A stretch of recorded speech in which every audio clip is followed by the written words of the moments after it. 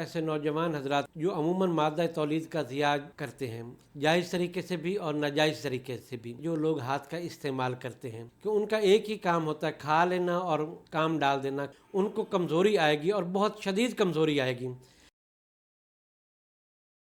اعوذ باللہ من الشیطان الرجیم، بسم اللہ الرحمن الرحیم۔ ویلکم ٹو یوٹیوب حکیم احمد رضا دیوان حاضر خدمت ہے۔ آج جو میں بات کرنا چاہتا ہوں ایسے نوجوان حضرات کے لیے ہے جو عموماً مادہ تولید کا ضیاع کرتے ہیں، اپنے مادہ تولید کو ضائع کرتے ہیں، جائز طریقے سے بھی اور ناجائز طریقے سے بھی۔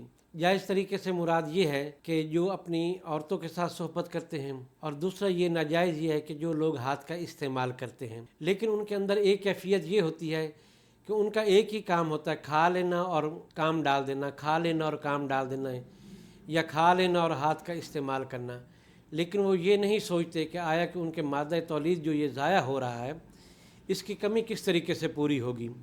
دیکھیں، ایک گاڑی جب زیادہ چلتی ہے تو ظاہری بات ہے اس کی کچھ مینٹیننس جو ہوتی ہے وہ بھی ضروری ہے۔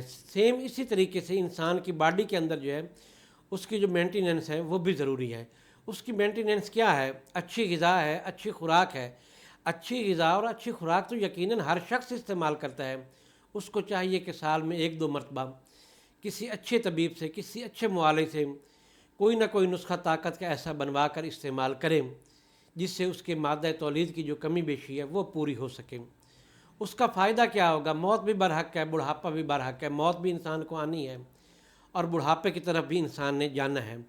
اس کا فائدہ یہ ہوگا کہ بڑھاپے تک اس کا سیکس کبھی کمزور نہیں ہوگا، وگرنہ جو شخص اپنی مردانہ صحت پر، مردانہ قوت پر توجہ نہیں کرتے تو میں نے دیکھا ہے کہ عموماً 35 سال سے لے کر 40 سال کے درمیان کسی وقت بھی 35 سال کی ایج میں، 37 سال کی ایج میں، 38 سال کی ایج میں، 40 سال کی ایج میں ان کو کمزوری آئے گی اور بہت شدید کمزوری آئے گی۔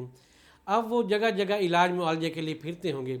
اگر خوش قسمتی سے کوئی اچھا معالج مل گیا تو ٹھیک ہے، وگرنہ دیکھا کہ اکثر لوگ دھکے ہی کھاتے ہیں۔ اور اس سے اگلی بات یہ ہے کہ بعض لوگ سیلف میڈیکیشن کا جو ہے وہ سہارا لیتے ہیں، مثلاً یوٹیوب سے یا کسی بھی جن کے سوشل میڈیا پلیٹ فارم سے کوئی اچھا نسخہ سنا تو اس کو بنوا لیا۔ اب ہوتا کیا ہے کہ وہ پنسار سٹور پہ جاتے ہیں کہ جی یہ نسخہ دیکھیں۔ اب ان کو تو چیزوں کی پہچان بھی نہیں ہے کہ آیا کہ یہ چیز 1 نمبر ہے یا 2 نمبر ہے، اس کی کوالٹی لو ہے یا اس کی کوالٹی صحیح ہے، آیا کہ جو میں جڑی بوٹی لے رہا ہوں یہ بالکل صحیح ہے یا ایکسپائر ہے، اس کی میعاد گزر گئی ہے۔ تو یہ چیزیں ہیں۔ پھر بعض چیزیں اس طریقے سے 2 نمبر آتی ہیں کیونکہ نقل مطابق اصل ہوتی ہے۔ اچھے خاصا بندہ بھی جو ہے وہ مغالطے کا شکار ہو جاتا ہے۔ جب دوائی آپ کو صحیح نہیں ملے گی، صحیح اجزاء نہیں ملیں گے تو دوائی کیسے کام کر سکتی ہے؟ دیکھیں، دماغی کمزوری کے لیے اگر آپ بادام کا استعمال کرتے ہیں تو ٹھیک ہے، اگر آپ مونگ پھلی کا استعمال کریں گے تو کبھی بھی آپ صحت یاب نہیں ہو سکتے۔